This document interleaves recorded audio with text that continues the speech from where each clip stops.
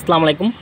গুচ্ছ ভর্তি 2024-25 সেশনে আমরা কিন্তু গুচ্ছের ওয়েবসাইটে আজকে একটা নোটিশ পেয়েছি এবং এখানে আমরা কিন্তু ভর্তির তারিখ দেখেছি এবং প্রাথমিক যে জমা সেটাও করার জন্য বলছে। তো এই জিনিসটা নিয়ে সবাই একটু ঝামেলার মধ্যে পড়ছে যে আসলে এটা কি নোটিশ দেওয়া হয়েছে, এটা কি ষষ্ঠ মেরিট নাকি মাইগ্রেশন, কি এটা আসলে এটা বলে আমি গতকাল যে ভিডিও দিয়েছি যে খুব শীঘ্রই আমাদের মাইগ্রেশন অথবা ষষ্ঠ মেরিটের রেজাল্ট দেওয়া হবে এবং সেটা নিয়ে মিটিং করবে আগামী সপ্তাহে 2-1 দিনের মধ্যেই, তারপর আমরা সেটা দেখতে পাবো।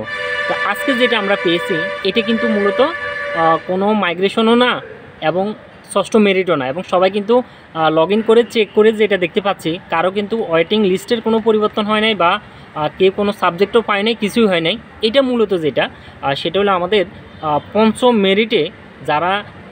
মেরিটে যারা সাবজেক্ট পেয়েছে তারা কিন্তু, এবং তার আগের মেরিট পর্যন্ত মানে পঞ্চম মেরিট পর্যন্ত যারা সাবজেক্ট পেয়েছে তাদের কিন্তু চূড়ান্ত ভর্তি ছিল নিজ বিশ্ববিদ্যালয়ে গিয়ে ডকুমেন্ট জমা সহ চূড়ান্ত ভর্তি ফি সমন্বয় করে ভর্তির ডেট ছিল আমাদের 7 আগস্ট পর্যন্ত।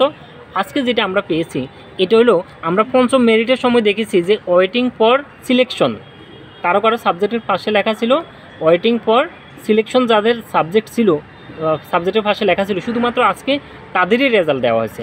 তো সেক্ষেত্রে ওয়েটিং ফর সিলেকশন যারা ছিল তারা আজকে সাবজেক্ট পেয়েছে আসন খালি সাপেক্ষে, চূড়ান্ত ভর্তির পর যখন খালি হয়েছে তখন কিন্তু তারা সাবজেক্ট পেয়েছে। আর আমাদের আরও কিছু আসন খালি হয়েছে, সেটা গণবিজ্ঞপ্তির মাধ্যমে এবং ষষ্ঠ মেরিটের মাধ্যমে কিন্তু সেটা পরবর্তীতে রেজাল্ট দেওয়া হবে, তবে সেটা এখন দেওয়া হয় নাই, সেটা নিয়ে এখনও কাজ চলতেছে, করবে। আর এখন শুধুমাত্র ওই যে ওয়েটিং ফর যারা ছিল তারাই সাবজেক্ট পেয়েছে, কিন্তু এখানে আমরা যেটা দেখতে পাচ্ছি সেটা হলো আমাদের এখানে কিন্তু যে সাবজেক্টগুলো খালি ছিল ওগুলোতে কিন্তু এখনও কেউ সাবজেক্ট পায় নাই, ওটা খালি আছে আমাদের। এখন আমাদের নতুন করে যারা সাবজেক্ট পেয়েছে তাদের যেটা করণীয় সেটা হলো 8 আগস্ট আজকে দুপুর 12টা থেকে 9 আগস্ট রাত 11:59 মধ্যেই কিন্তু প্রাথমিক ফি যেটা সেটা অবশ্যই অনলাইনে জমা করতে হবে। এটা আগামীকাল রাত 11:59 ভিতরে কিন্তু অবশ্যই কমপ্লিট করতে হবে। আর চূড়ান্ত ভর্তি ফি অর্থাৎ 10 তারিখ কিন্তু চূড়ান্ত ভর্তি ফি অবশ্যই করতে হবে। সেক্ষেত্রে ভর্তি ফি সমন্বয় এবং আগে যে অনলাইনে জমা ছিল সেই জমা ফেস স্লিপ এবং হলো এসএসসি এবং এসএসসি পরীক্ষার ট্রান্সক্রিপ্ট এবং হলো আরও অন্যান্য ডকুমেন্টস আমরা সব কিছু সাথে রাখবো।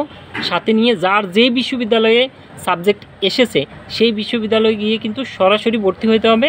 একদিন সময়, শুধুমাত্র 10 আগস্ট সকাল 10টা থেকে বিকেল 3টার ভিতরে কিন্তু অফিস টাইমে যার যে বিশ্ববিদ্যালয়ে এসেছে সেই বিশ্ববিদ্যালয়ে গিয়ে, অন্য কোনো বিশ্ববিদ্যালয় না, যে বিশ্ববিদ্যালয়ে এসেছে সেই বিশ্ববিদ্যালয়ে কিন্তু গিয়ে সরাসরি ভর্তি হতে হবে এবং ডকুমেন্টগুলো জমা দিয়ে আসতে হবে এবং ভর্তি চূড়ান্তভাবে কমপ্লিট করতে হবে।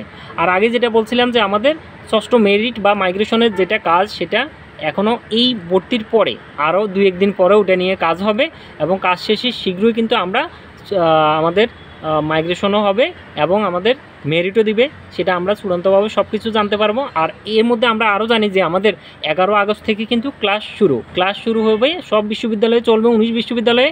এরপরে আসন খালি সাপেক্ষে যে বিশ্ববিদ্যালয়ে আলাদা আলাদা করে তারা গণবিজ্ঞপ্তি এবং মেরিট দিবে এবং সেই ভর্তিও চলতে থাকবে, ক্লাসও চলমান থাকবে, সেটা আমাদের 11 আগস্টের পর থেকে।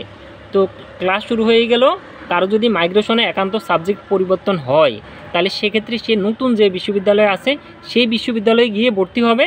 তবে এই ক্ষেত্রে ভর্তিটা সমন্বয় করতে হবে, অর্থাৎ আগের যে ভর্তিটা আছে সেটা অবশ্যই পাবে, সে রিটার্ন পাবে, আর নতুন ভর্তি দিয়ে নতুন ফি দিয়ে জমা করে ভর্তি হতে হবে। তবে এক্ষেত্রে নোটিশে কী উল্লেখ করে, সিস্টেম দুটোই করতে পারে। একটা হলো দেখা গেল ফুল টাকা দিয়েই ভর্তি হতে হবে আর আগের টাকা ফেরত পাবে একটা সিস্টেম, আর একটা সিস্টেম এমনও হতে পারে যে আমাদের পুরো টাকা না দিয়ে শুধুমাত্র যে টাকা কম বা বেশি হয় সেই টাকাটা সমন্বয় করে নতুন বিশ্ববিদ্যালয়ে যেখানে এসেছে সেখানে জাস্ট ফর্মটা পূরণ করে জমা দেওয়া, এই ডকুমেন্টসগুলো ওই বিশ্ববিদ্যালয় থেকে এনে এই বিশ্ববিদ্যালয়ে জমা দেওয়া, সম্ভবত এভাবেই সিস্টেম হতে পারে। যদি একটু ব্যতিক্রম হয় তাই সেক্ষেত্রে নোটিশ তো আমরা পাবোই, নোটিশ পেলে বিস্তারিত সেটা জানা দেবো। তো সবাই ভালো থাকবেন, ধন্যবাদ, আসসালামু আলাইকুম।